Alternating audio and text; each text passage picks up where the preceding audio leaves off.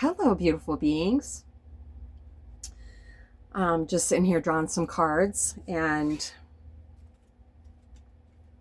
I was right. They did look at my car like a week sooner than they said they were going to be able to, but I definitely wasn't right about what it was. The bang, bang, bang, bang sound that I heard was something that had broke loose in my transmission. Yes. So, Salice had just come to get me from the river house that I was cleaning. And as the man was telling me this, I could feel, well, the fear came in because that's the fearful thoughts came in right away. The amount of money that I still owe on it, how much to fix it, I felt overwhelmed for a moment.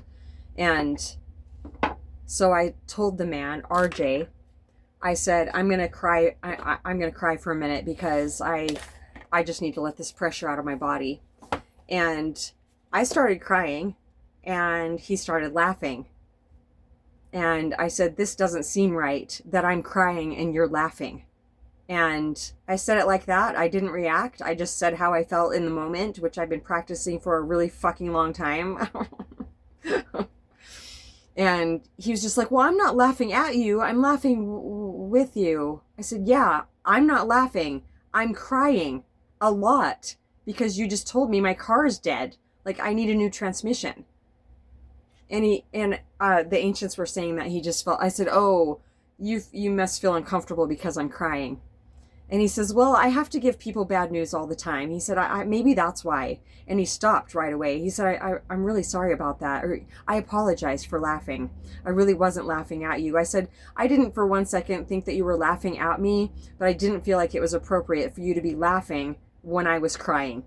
And he said he 100% understood that. So when I got done with that conversation, Salice was like, can I just say, I admire so much how you dealt with that man when he was laughing when you were crying. He said, I would have fucking freaked out on him. I said, I've been practicing this stuff for so long that because if I would have reacted, if I would have lashed out, I would have got my ass kicked for that vibrationally. How? Who knows? Who knows? But if I react from, any type of intense emotion, it comes back on me.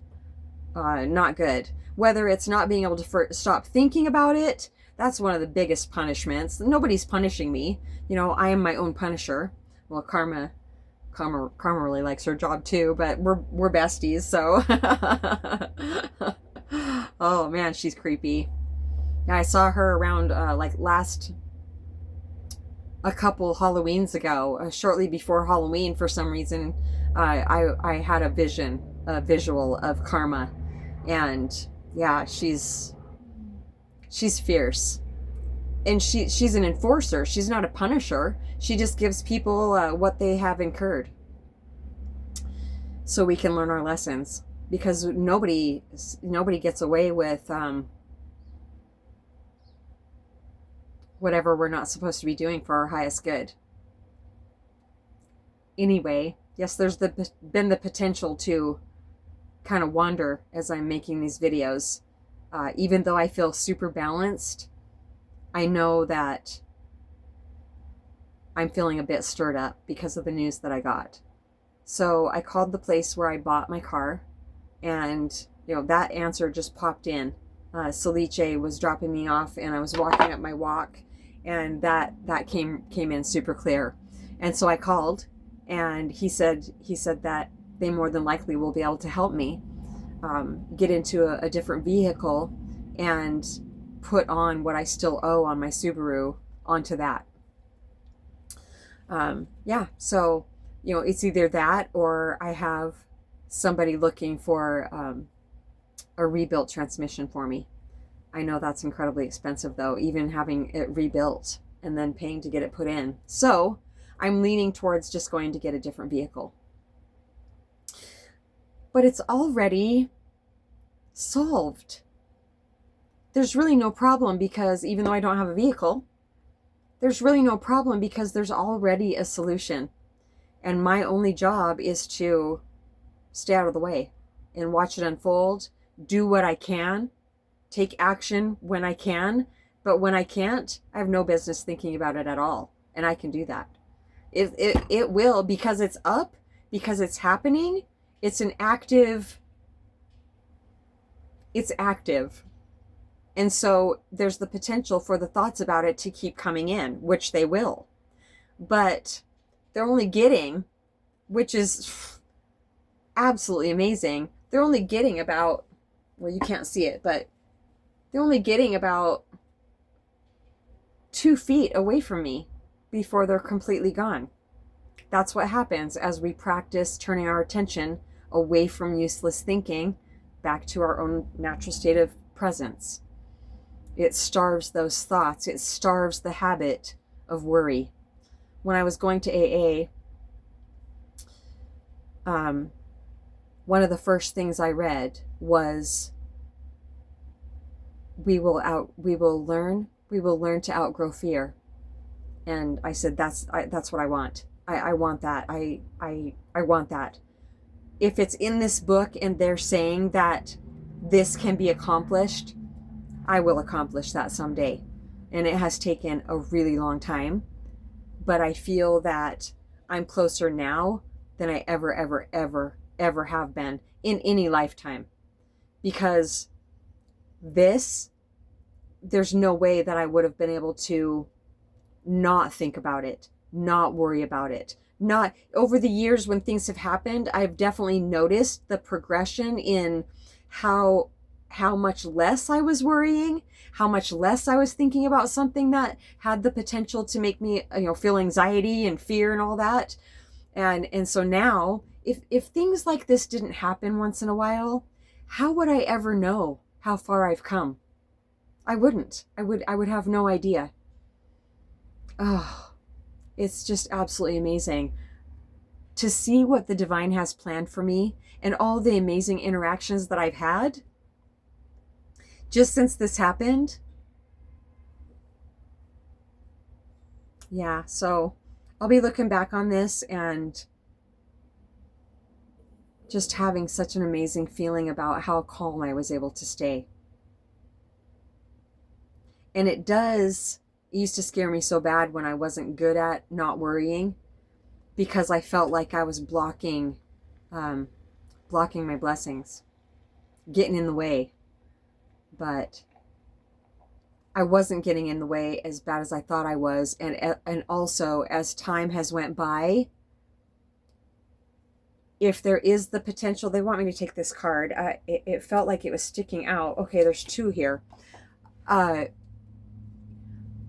don't entertain fearful thoughts enough to have it activate in my vibration like it used to be at all. There might be a blip or something, and then I'll bang my elbow or, stub my toe or something like that. Accidentally get physically hurt somehow. That's a little bit of an indicator when my vibe has dropped. That's a perfect example of, if I react from, anger, I get physically hurt almost immediately. It boomerang comes right back to me. It's a vibrational thing. Okay, so I'm getting hungry. I'm going to go eat. That'll definitely help keep me grounded. And let's see what these are here real quick, though.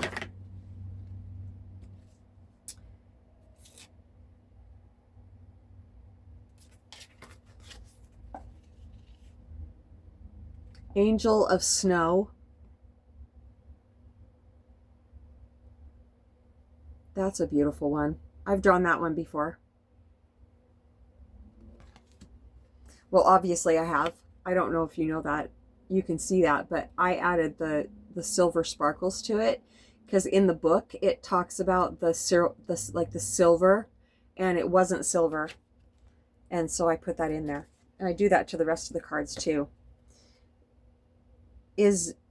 Israfel, Angel of Song. I'm not going to read these to you right now. I'm going to keep them to myself because I just need to make it a priority to eat.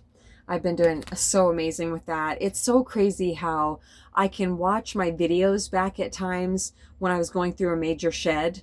like if I had had another anorexic relapse and dropped a whole bunch of weight, and then I was gaining it back. It's just so amazing to me how when we're going through a shed, how gaunt and just tired and sick I can look sometimes. I just feel just empty, just this is such a rough whatever the shed was at the time.